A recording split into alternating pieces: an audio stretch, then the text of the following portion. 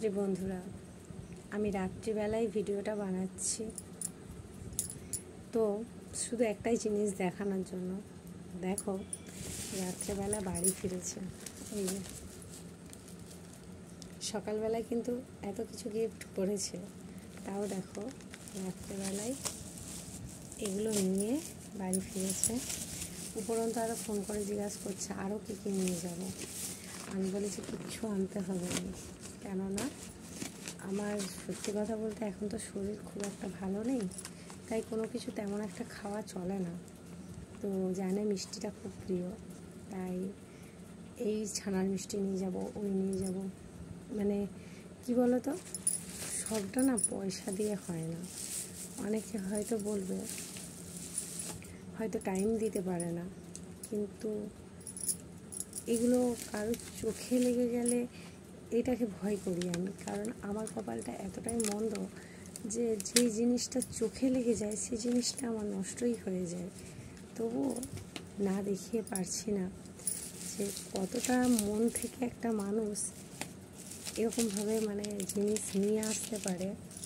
আমি সত্যি আমার বরকে না দেখলে বুঝতে পারতাম না। এর আগে আমি দেখিনি এরকম, যে কাউকেই দেখিনি, আমার বাবাকেও দেখিনি যে এতটা আমার মায়ের জন্য ভেবে কোনো দিন করেছে।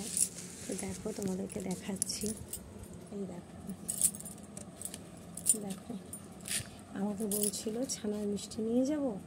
আমি বললাম যে না, ছানার মিষ্টি আজকে খাবো না, কারণ আমার পেটের এখন কোনো কিছু ঠিকঠাক করে সহ্য হচ্ছে না। আমার ডাক্তারি অনেক রকম ওষুধ চলবে না। আর আমি কিন্তু বাড়িতে আজকে বানিয়েও ছিলাম পোলাও আর চানা মশলা। এই যে দেখো, সবাই খেয়ে এখনো পর্যন্ত এতটা রয়েছে। আর কড়াইতে আছে এই যে চানা মশলা, শুধুমাত্র ওর জন্য, কেননা আমরা সবাই প্রায় খেয়ে নিয়েছি রাত্রেবেলায় খাবার।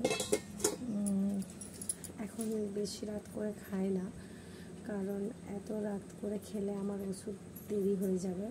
তো সেই জন্য আমি হয়তো ভিডিওটা নেক্সট দিন ছাড়বো, কিন্তু তবুও এইটুকু তোমাদের কাছে তুলে ধরছি যে সব কিছু বোধহয় আমার মনে হয় টাকা দিয়ে পাওয়া যায় না।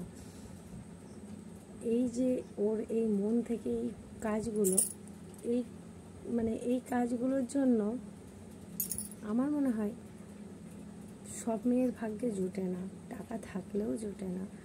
আর এই এতটা ভালোবাসা, আমার ভগবানকে ডাকি যাতে এইটুকুই আমার জীবনে শেষ জীবন পর্যন্ত রয়ে যায়।